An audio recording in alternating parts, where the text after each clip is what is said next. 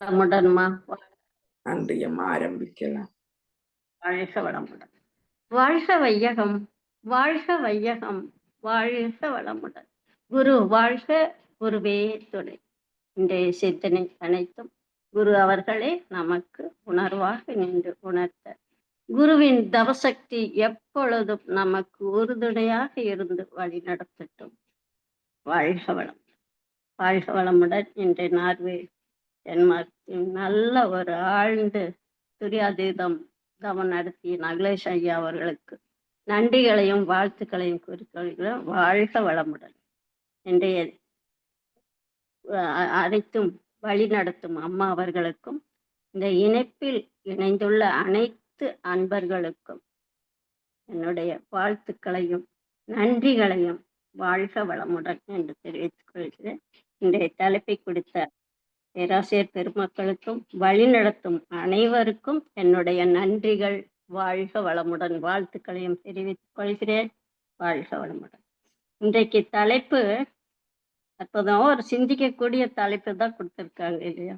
இன்றைய தலைப்பு 8:40 விட பெரியது.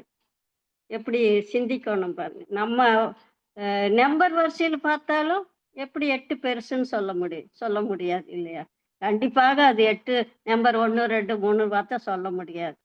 வயதை கொண்டு பார்த்தாலும் 8 வயசு பெருசா, 40 வயசு இருக்கவங்களு. இது உடலை கொண்டு மனதை கொண்டு எதை கொண்டு பார்க்கலாம் அப்படின்னு சிந்தித்தான். எண்ணம் மனதை கொண்டு பார்த்தால் இதை நம்ம சிந்தனைக்கு எடுத்துட்டு பார்த்தா இது 8 பெரிது என்பது நம்மளுக்கு உணர ஒரு வாய்ப்பு. எண்ணம்னாலும் மனம்னாலும் ஒண்ணுதான். எண்ணிக்கை என்றுமே வாழ்க்கையை முடிவு செய்வது. எண்ணிக்கை 1 2 3 வாழ்க்கையை முடிவு செய்வதில்லை. எண்ணங்கள் தான் வாழ்க்கையை முடிவு. எண்ணம் போல் வாழ்க்கை சொல்றோம் இல்லையா? ஒரு செயல் இப்ப செய்யறோம், நம்ம 10 நாட்கள முடியலாம் நினைப்போம், முடியாது. 40 நாட்கள், வருடங்கள், இப்படி வேலை முடியும் என்றால் அது அவ்வளவு தவறிவிடும். ஆனா எண்ணம் வைத்து விட்டால், எண்ணத்துல எப்படி இருக்கணும்? எண்ணம் ஒழுங்கும் உறுதியும் இயற்கைக்கு முரண்படாத வகையில் எண்ணம் வாழ்க்கையில் இருந்தால் அது கைகூடும். அதனால எண்ணிக்கை வாழ்க்கை அல்ல, எண்ணம் தான் வாழ்க்கை அப்படிங்கிற இந்த கருத்தை கொண்டு இதை தலைப்பை சிந்திக்கலாம். இப்போ எண்ணம், மனம் எப்படி உயர்ந்தது அப்படிங்கிறதுக்கு ஒரு சின்ன கதை மூலம் இப்ப தொடங்கலாம். துறவி ஒருவர் ஊரூரா புனித யாத்திரை செஞ்சுட்டு வர்றாங்க. ஒரு சமயம் அவர் ஒரு ஊர்ல ஒரு ஆற்றங்கரையில் நீராடிட்டு ஆற்றங்கரையில் இருந்து ஒரு மரத்து அடியில் அமர்ந்து தியானம் செய்யறாங்க. அவர் தியானம் செய்வதை மாடு மேய்க்கும் சிறுவன் ஒருவர் பார்க்கிறான். அவரது செயல் அவனுக்கு புதுமையா இருக்குது. என்னடா புதுசா இருக்கு அவனுக்கு. அவரையே உற்று பார்த்து கவனிச்சுட்டா இருக்க, நீண்ட நேரம் கவனிச்சுட்டா இருக்கா. துறவி தியானத்தை முடிச்சுட்டு எழுந்துட்டு அவரிடம் அந்த சொல்லிட்டு கழிச்சுட்டு போயிடுறாங்க. துறவியிட தியானம் கலைஞ்செழுந்து அந்த சிறுவன் அந்த துறவியிடம் கேட்க, நீங்க என்ன செய்தீங்க அப்படின்னு கேட்குறாங்க. அந்த துறவி சொல்றாங்க, இறைவனை பார்க்கறதுக்கு நான் தியானம் செய்தேன் என்று கூறிவிட்டு அங்கிருந்து நான் இறைவனை பார்க்கதான் தியானம் செஞ்சுக்கிட்டு இருந்தேன் அப்படின்னு சொல்லிட்டு அங்க போயிட்டாங்க. அவர் கூறியது இந்த சிறுவனின் மனதில் என்னன்னா ஒரு நம்பிக்கை ஏற்படுத்து. இறைவனை பார்க்க இப்படி செய்தா இறைவனை பார்க்கலாம் அப்படின்னு அந்த ஆழ் மனதுல அவனுக்கு ஒரு எண்ணம் தோன்றிடுச்சு அந்த சிறுவனுக்கு. அப்ப ஆற்றில் நீராடி என்ன மரத்தடியில் கண்ணை மூடி அமர்ந்தான். இறைவனை பார்க்கலாம் என்று நினைச்சிட்டான். எனவே அவன் என்ன பண்ணான், அதே மாதிரி நீராடி விட்டு மரத்துக்கடையில் உட்கார்ந்து கண்ணை மூடி அமர்ந்துகிட்டு இறைவனை நினைத்து தியானம், இறைவா நீ எனக்கு தரிசனம் தர வேண்டும் அப்படின்னு மனதிற்குள்ளேயே சொல்லிட்டான். இப்ப கள்ளங்கபடம் இல்லாத குழந்தை உள்ளத்துடன் அல்லவா அவன் இறைவன் நினைத்து அவ்வாறு பிரார்த்தனை செய்தான்னு. அப்ப எளிய மனம் படைத்தவருக்கு இறைவன் காட்சி எளிதில் கிடைக்கும் அல்லவா. அப்ப சிறுவன் முன்னால் இறைவன் தோன்றினான். சிறுவன் முன்னாடி இறைவன் தோன்றினான். சிறுவன் அதற்கு முன்னால் இறைவனை பார்த்ததில்லை இல்லையா? அவனுக்கு இறைவனாலே ஒண்ணுமே தெரியாது. எனவே அவன் அவரிடம் தாங்கள் யாருன்னு கேட்கிறாங்க. நீ யாருன்னு. அதுக்கு அப்பனே, நான் தான் இறைவன், நீ பிரார்த்தனை செய்ததால் உனக்கு நான் காட்சிக்கு வந்துள்ளேன்னு இறைவன் சொல்றாங்க. அப்ப சிறுவன் சொல்றேன், நீங்கள் தான் இறைவன் என்று நான் எப்படி நம்புவது? இறைவன் நான் பார்த்தது இல்லை அல்லவா, இறைவன் தான் நான் எப்படி உங்களை நம்புவது? அப்ப இறைவனை பார்த்த ஒருவர் உங்களை இறைவன் என்று சொன்னால் நான் நம்புவேன் அப்படின்னு சொல்றான். மேல அவன் சொன்னா, சற்று முன்னுதான் ஒரு துறவி வந்து இறைவனை தெரிய அவருக்கு. அவர் வெகு நேரம் சென்றிருக்க மாட்டாரு. நான் அவர போய் அழைச்சிட்டு வர்றேன். அவர் வந்து நீங்க தான் இறைவன் சொன்னா நான் சம்மதிக்கிறேன் அப்படின்னு. ஆனா அந்த சிறுவனுக்கு ஒரு யோசனை வருது. நான் அவன துறவிய தேடி போகும்போது நீங்க இங்கிருந்து தப்பிச்சு விடலான்னு நினைக்க வேண்டாம் என்று அவனுக்குள்ள ஒரு எண்ணம். அப்ப தப்பிக்க முடியாதபடி நான் உங்களை ஒரு கயிற்றில் கட்டிவிட்டு செல்கிறேன் என்று சிறுவன் மாடு மேய்க்கிற கயிறு இருக்குல்லவா, அத கொண்டு ஒரு மரத்துல இந்த இறைவனை கட்டிவிட்டு அவன் துறவிய தேடி சென்றான்.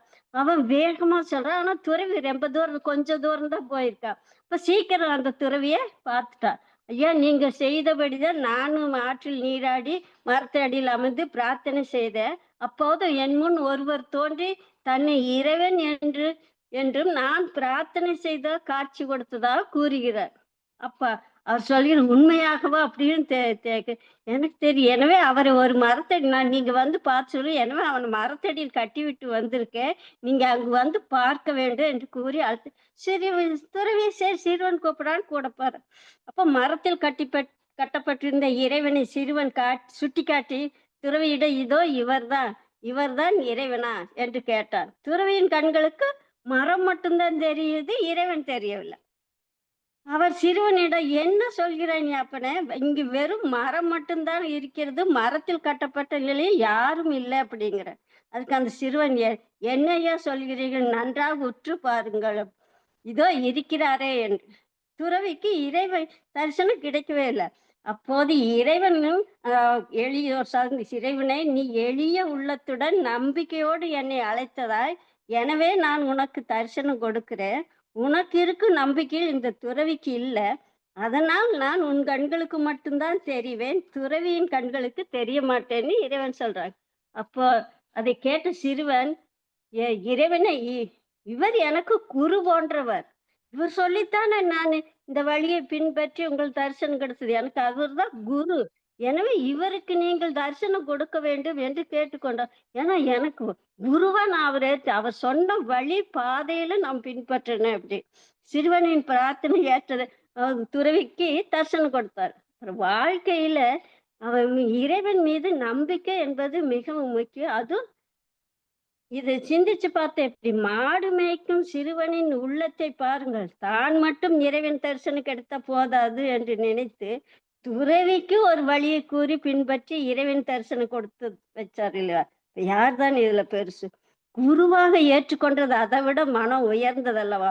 ஒரு சிறு அவனை உள்ளத்தில் நம்பிக்கையோடு வச்சு ஒரு துறவியை குருவாக ஏற்றி நான் பின்பற்றினேன் என்று சொல்றது, அந்த உள்ளம் தானே நம்ம இப்போ இந்த கதையின் மூலம் நம்ம அந்த உள்ளம் எவ்வளவு உயர்ந்த உள்ளமாக இருக்கிறது.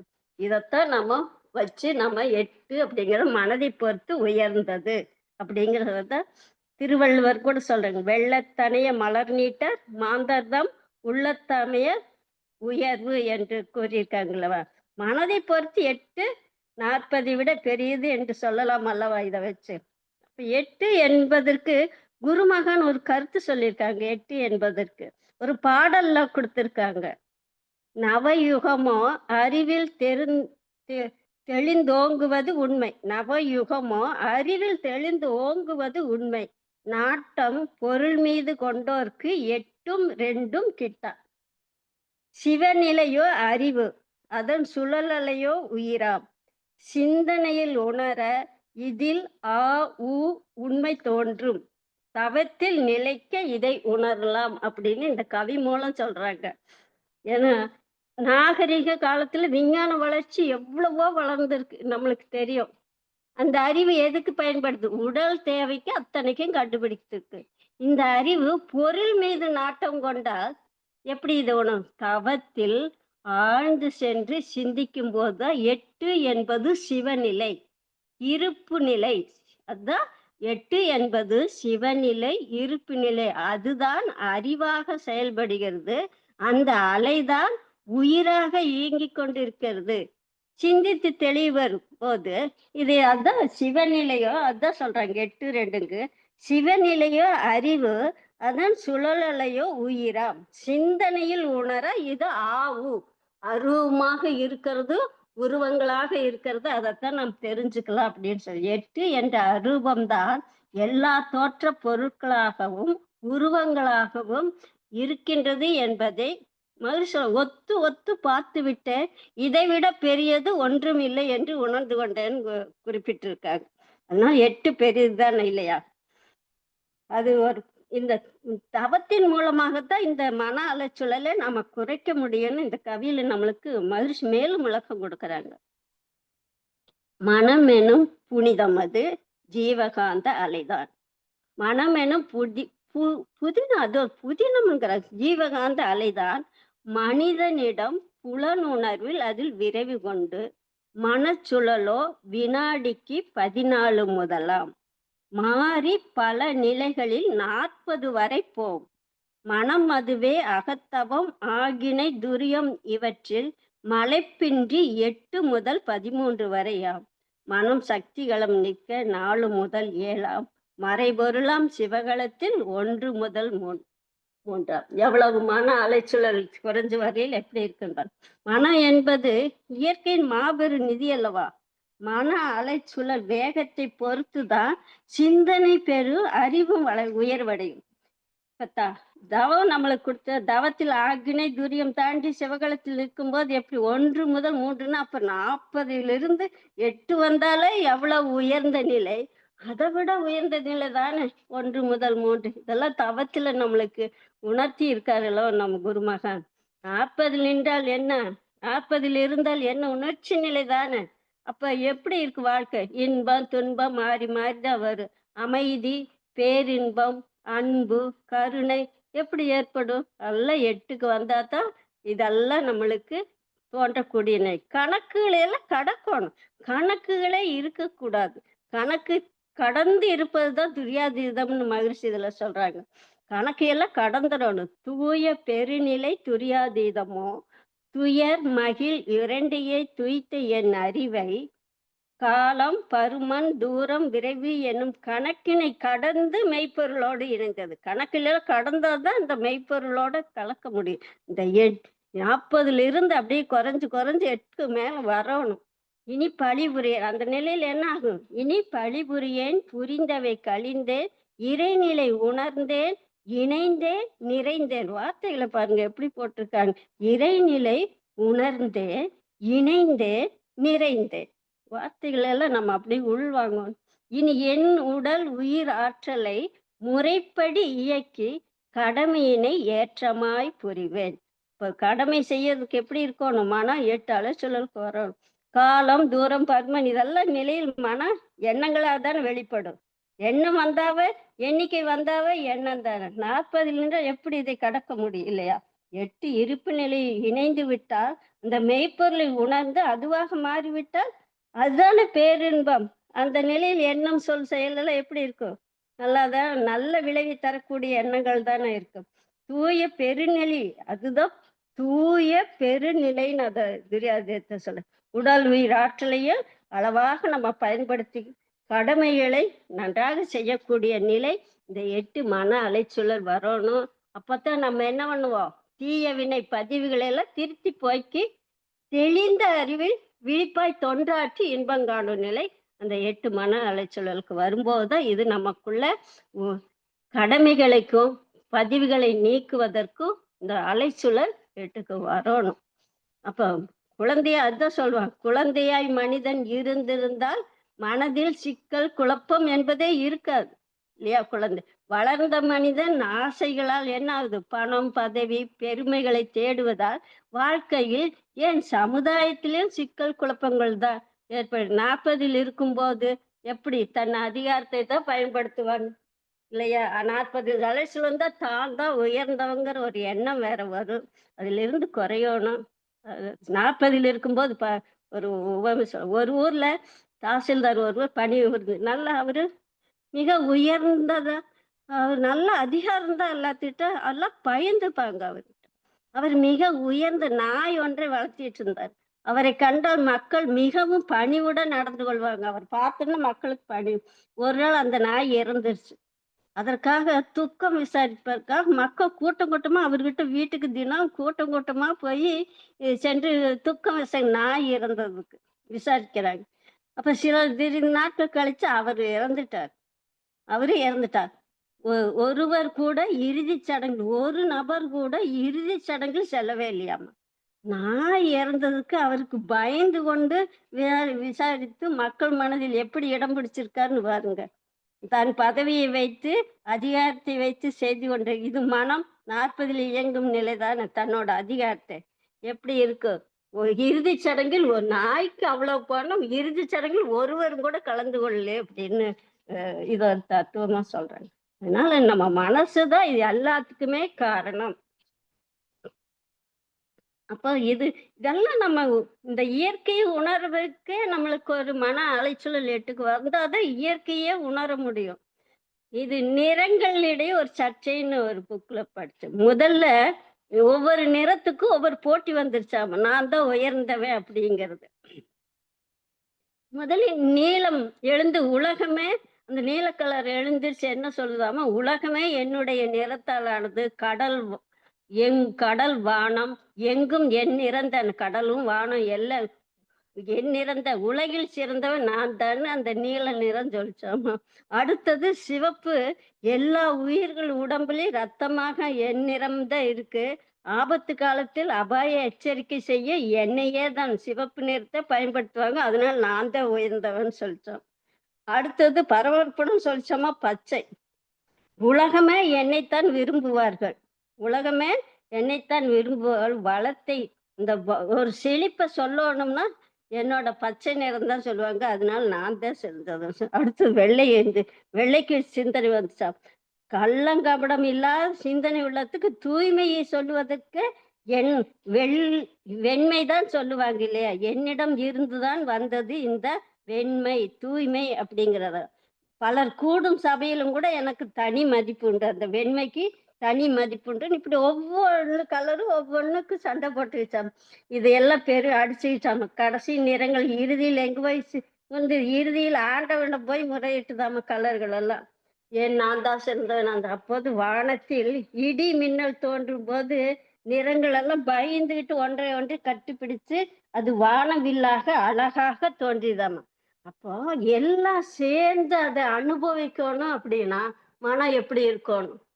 அந்த அலைச்சுழல் குறைந்த நிலையில்தான் எல்லாமாக இன்பத்தை அனுபவிக்க முடியும் அப்படிங்கிறது நம்ம அதான் சொல்லுவாங்க, குழல் எளிது யாழ் எளிது யாழ் இனிது என்பர் தம்மக்கள் மழலை சொல் கேளாதவர் என்பார் வள்ளுவ பெருந்தகை.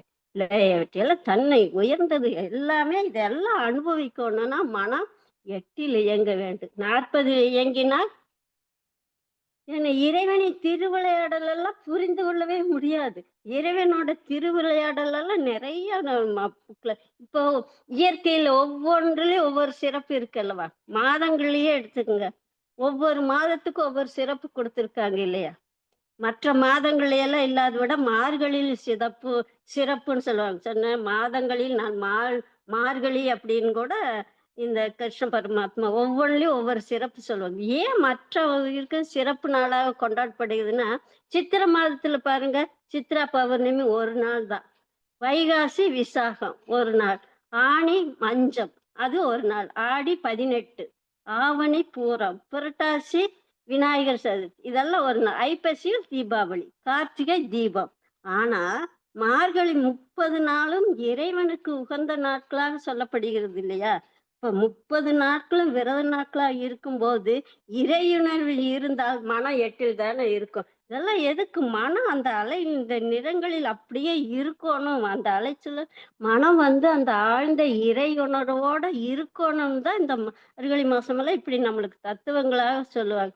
இப்ப காலங்களை எல்லாம் வசந்த காலம் சொல்லுவாங்க, சிறப்பு வாய்ந்தது.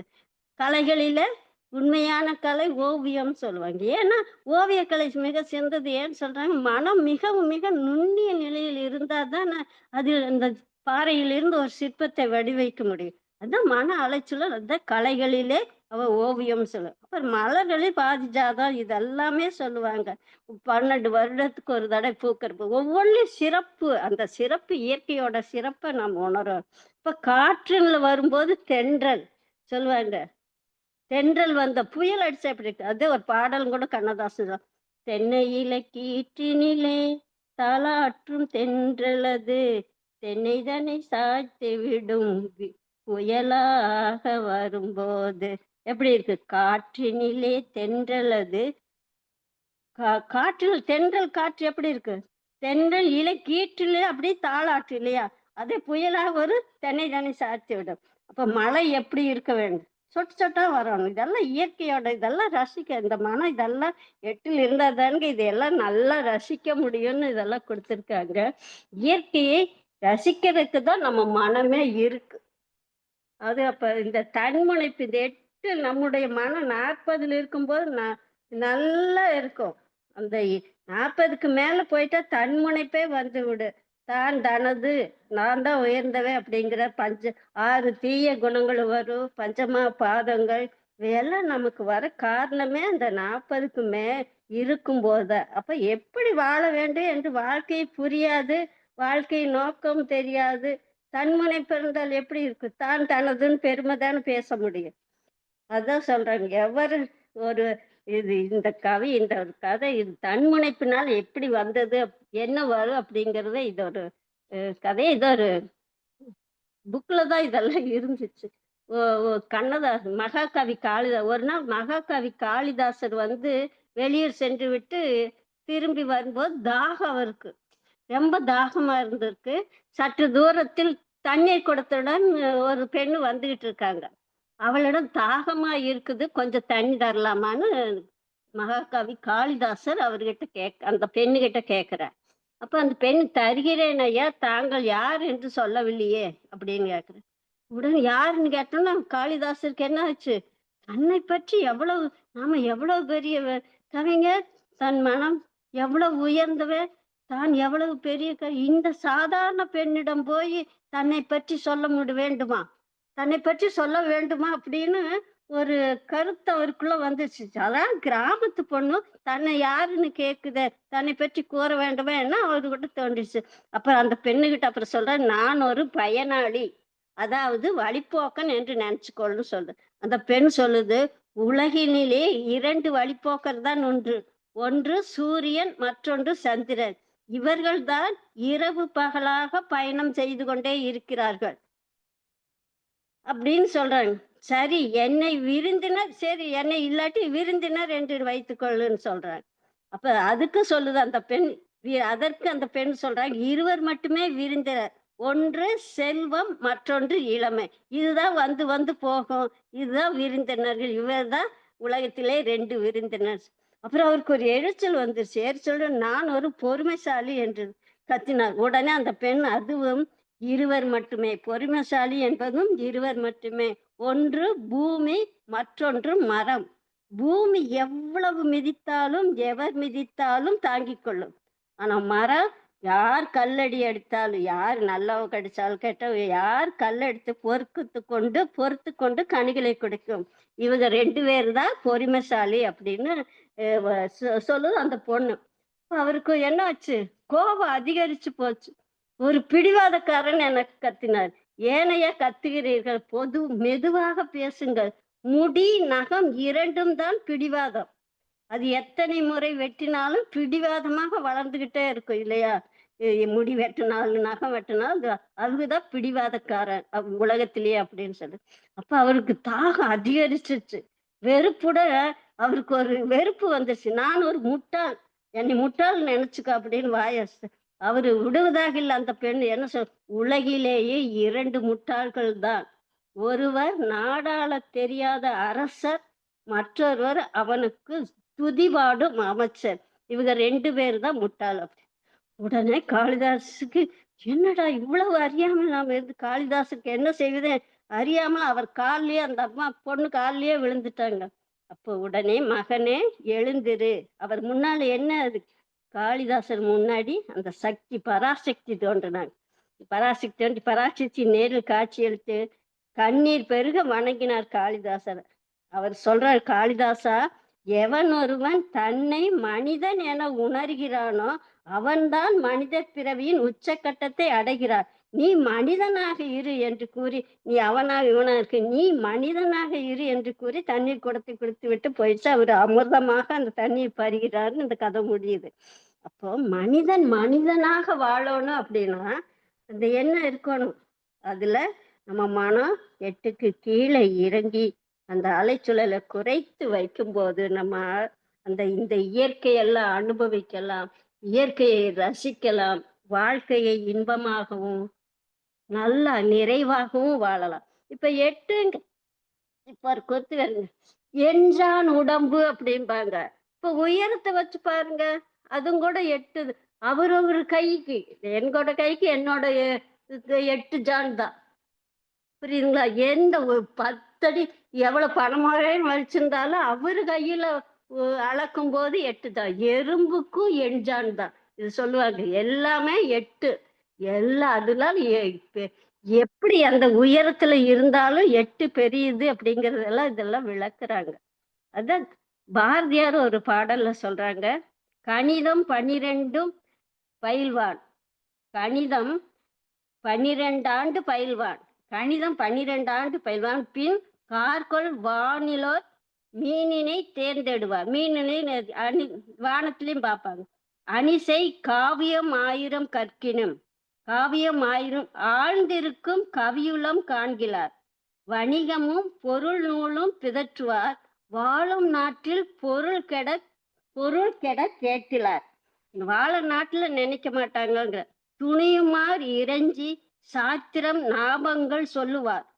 துணிந்து நாமங்கள் சாத்திரங்கள் சொல்லுவார் என்று எட்டினை பயன் கண்டிலர். எட்டினை பயன் கண்டிலர். 8 பத்தி தெரியாதவங்க இதெல்லாம் சொல்லுவாங்க அப்படிங்கறத பாரதியார் 12 ஆண்டுகள் வான சாஸ்திரங்கள் கற்பார்கள். அதன் பின்னர் கூட மேகங்கள், ஆகாயங்கள், நட்சத்திரங்கள் இருப்பிடத்தை எல்லாம் ஆராய்வாங்க. அணி மிக்க ஆயிரக்கணக்கான காப்பியங்களை கற்றாலும் அவற்றின் அடியில் உள்ள கவிஞன் ஆழ் மனதை கருத்தை உணர மாட்டார்கள். அவங்க சொன்னதோட கருத்து மனிதர்கள் இந்த காவியம் படைச்சவங்களோட அவங்களோட ஆழ் மனதில் என்ன இருக்குதுன்னு உணர மாட்டாங்க. வணிகளும் பொறியியலும் பேசிக்கொண்டுதான் திரிவார்கள். தாம் வாழும் தேசத்துக்கு பொருளாதார நிலை கேடு வருவதே அவங்க பொருட்படுத்த மாட்டார்கள். தாங்கள் கற்க துணிந்து விட்டால் ஆயிரக்கணக்கான மெய் நூல்களை பெயர்களை கூறுவார்கள். ஆனால் எவ்வளவு பயனாவது பெறுவதாக இருக்கார்களா? அந்த 8 என்ற இருப்பு தான் அருவமாக இருக்கிறது. அது நான் உலகு உயிர்களாக வந்துள்ளது என்பதை உணராமல் சாஸ்திரங்கள் படித்தென்ன, ஆகாய நட்சத்திரங்கள் இருப்பிடத்தை பார்த்து படித்தென்ன இல்லையா, பொருளாதாரத்தை பற்றி வானியலை பற்றி பேசுவாங்க. ஆனால் தாங்கள் வாழும் நாட்டில் எப்படி இருக்குங்கிறத சிந்திக்க மாட்டாங்க. அவங்கெல்லாம் எப்படி 8 பற்றி உணராதவங்க அப்படின்னு பாரதியாருக்கு விளக்கம் கூறுகிறாங்க. ஆனா படகு கரையை சேர்வதற்கு 2 துடுப்புகள் வேணும் இல்லையா? படகு கரையை சேர்வதற்கு 2 துடுப்புகள் தேவை. பறவை மேலே பறப்பதற்கு 2 சிறகுகள் தேவை. அதே போலதான் நம் வாழ்க்கையில் உயர்வதற்கு கடவுளிடம் அன்பு, பக்தியும் தேவை. இவை பெற நம்ம இந்த நம்பிக்கை பெற தவமும் தற்சோதனையும் அவசியம். தவமும் தற்சோதனையும் அவசியம். இது இருந்தால் நம்ம இயற்கையை ரசிக்கலாம், இயற்கையோட இணைந்த வாழ்வு வாழலாம். அதற்கு நம் குருமகான் கொடுத்த தவத்தின் மூலம் 40 தாண்டி 8 வரைக்கும் வர வேண்டும். எனவே 40 விட 8 உயர்ந்தது என கூறி நான் இந்த சிந்தனை உரையை நிறைவு செய்து கொள்கிறேன். வாழ்க வளமுடன். வாழ்க வளமுடன். நன்றிகள் அம்மா. வாழ்க வளமுடன்.